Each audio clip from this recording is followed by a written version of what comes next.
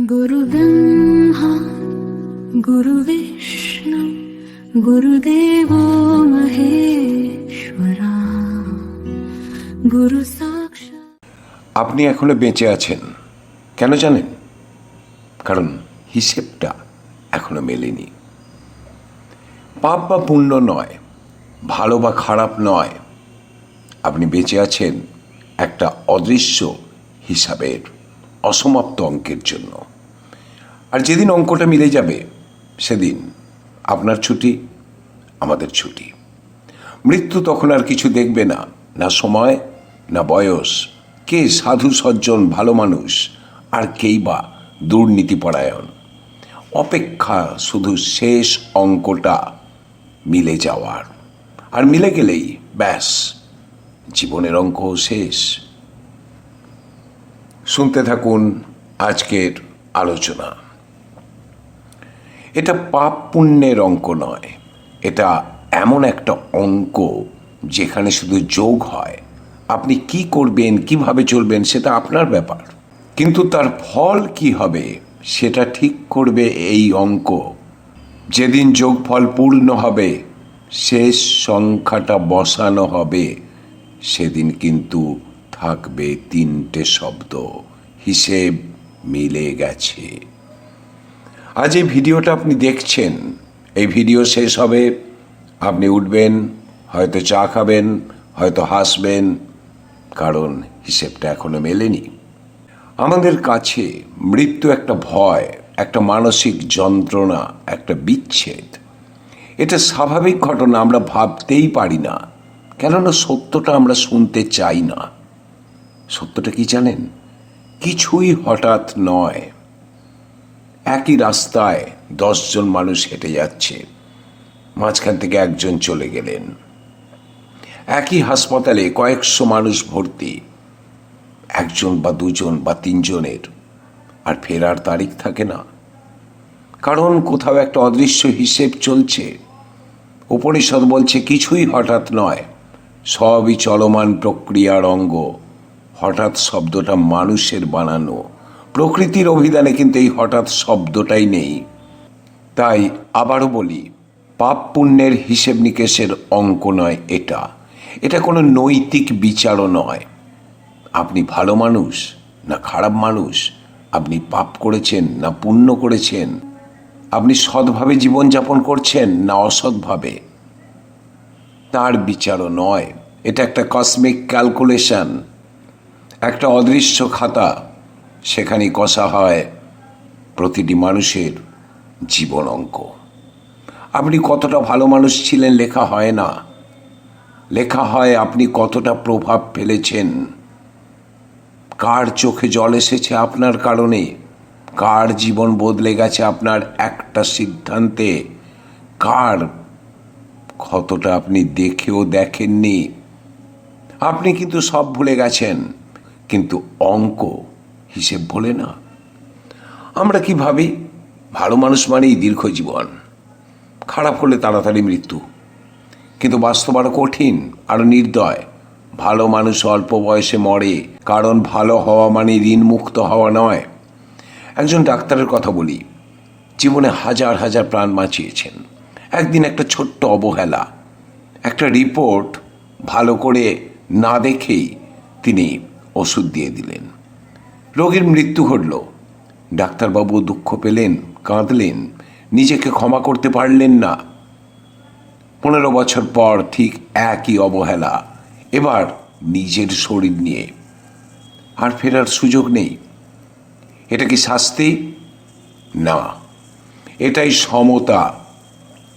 আপনারা হয়তো জানেন না, কর্ম বিচার করে না, কর্ম শুধু ব্যালেন্স করে, সমতা বিধান করে। আপনারা স্কুলে পড়ার সময় বিভিন্ন ধরনের ইকুয়েশন করেছেন রসায়নে, এবং সেখানে ব্যালেন্স করেছেন, সমতা বিধান করেছেন। কর্ম তাই করে। আর এই হিসেবের অর্থাৎ ব্যালেন্স করার কিছু নিয়ম আছে, ভয়ঙ্কর নিয়ম। প্রথম নিয়ম, আপনি ভুলে গেলেও হিসেব ভোলে না। দ্বিতীয় নিয়ম, আপনার উদ্দেশ্য নয়, আপনার প্রভাব লেখা হয়। তৃতীয় নিয়ম, সময় মৃত্যু ডেকে আনে না, পরিপক্কতা মৃত্যুকে ডাকে। চতুর্থ নিয়ম, ভালো মানুষও চলে যেতে পারে, কেননা ভালো মানেই সম্পূর্ণ নয়।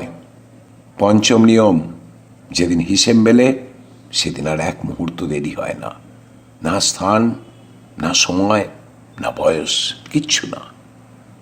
এবার একটা প্রশ্ন করি, যারা খুব অল্প বয়সে মারা যায় তারা কি অসময়ে যায়?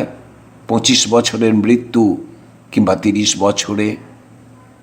আমরা বলি দুর্ভাগ্য, আমরা বলি ঈশ্বর নিষ্ঠুর, কিন্তু যদি উল্টোটা সত্যি হয়, যদি বলে তারা দেরি করেনি, বরং ঠিক সময়ে তাদের কর্ম শেষ করেছে, কেননা আত্মার কাজ, বহু আত্মার কাজ কিন্তু দীর্ঘমেয়াদী নয়।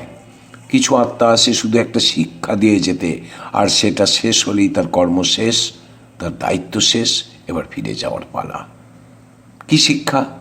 কারো জীবনে ধাক্কা দিতে, কারো অহংকার ভাঙতে, কারো চোখ খুলে দিতে, কিংবা কোনো ক্ষেত্রে প্রতিশোধ নিতে। প্রাচীন দর্শনে একে বলা হয় সোল কন্ট্যাক্ট। জন্মের আগেই আত্মা জানে তাকে কত দূর যেতে হবে, কখন কোন স্টপেজ আসবে তার সামনে, কোথায় সে নামবে। আপনি কি জানেন? আপনি হয়তো নিজের মৃত্যুর কাগজে নিজেই সই করে এসেছেন। তাহলে প্রশ্ন আসে, ফ্রি উইল কোথায়? ফ্রি উইল আছে, কিন্তু সেটাও হিসেবের ভেতরে, অর্থাৎ আপনার স্বাধীন ইচ্ছা। কিন্তু আপনার স্বাধীন ইচ্ছাটাও হিসেবের মধ্যেই, অঙ্কের মধ্যেই রয়েছে। আপনি কি করবেন সেটা আপনার ব্যাপার, কিন্তু তার ফল সেটা কিন্তু ঠিক করবে ওই অঙ্কটা। আমরা কি দেখি আমাদের এই সমাজে? দেখছি নিষ্ঠুর মানুষ, অসৎ মানুষ, মানুষের সঙ্গে খারাপ ব্যবহার করা মানুষ, মানুষকে লুটে নেওয়া মানুষ দীর্ঘ জীবন পায়, দীর্ঘদিন ধরে বেঁচে আছে সৎভাবে নয় অসৎভাবে, তাও তার কোনো কষ্ট নেই। আর দেখছি ভালো মানুষ কষ্ট পাচ্ছে। কেন জানেন? কারণ হিসেব কখনো এক জন্মে শেষ হয় না। কেউ ঋণ নিয়ে আসে, আর কেউ ঋণ শোধ করতে আসে, আর কেউ শুধু সুদটা কাটাতে আসে, আর কেউ আসে শুধু অন্যদের হিসেবটা একটু ঘেঁটে দিতে। এই ভিডিওটা আপনি দেখছেন কেন? মানে এই মুহূর্তে আপনি এই ভিডিওটা দেখতে পাচ্ছেন কেন? কেননা আপনার হিসেব শেষ হয়নি, এখনো কিছু বাকি আছে। হয়তো কিছু ক্ষমা, হয়তো কিছু দায়িত্ব, হয়তো কিছু অনুতাপ। খেয়াল করেছেন কিছু মানুষ মৃত্যুর আগে হঠাৎ বদলে যায়, শান্ত হয়ে যায়, চুপ করে যায়, কেননা আত্মা টের পায় শেষ অঙ্কটা বসতে চলেছে। মৃত্যুর আগে আত্মা জানে, শরীর জানে না, আর তাই কোনো সতর্কতা আসে না, না স্বপ্নে, না লক্ষণে, না প্রার্থনায়। হঠাৎ একদিন সব বন্ধ, কারণ হিসেব তখন ক্লোজড। এই ভিডিও শেষ হবে, আপনি উঠবেন, হয়তো চা খাবেন, হয়তো হাসবেন, কারণ হিসেবটা এখনো মেলেনি, কিন্তু খাতাটা খোলা আছে।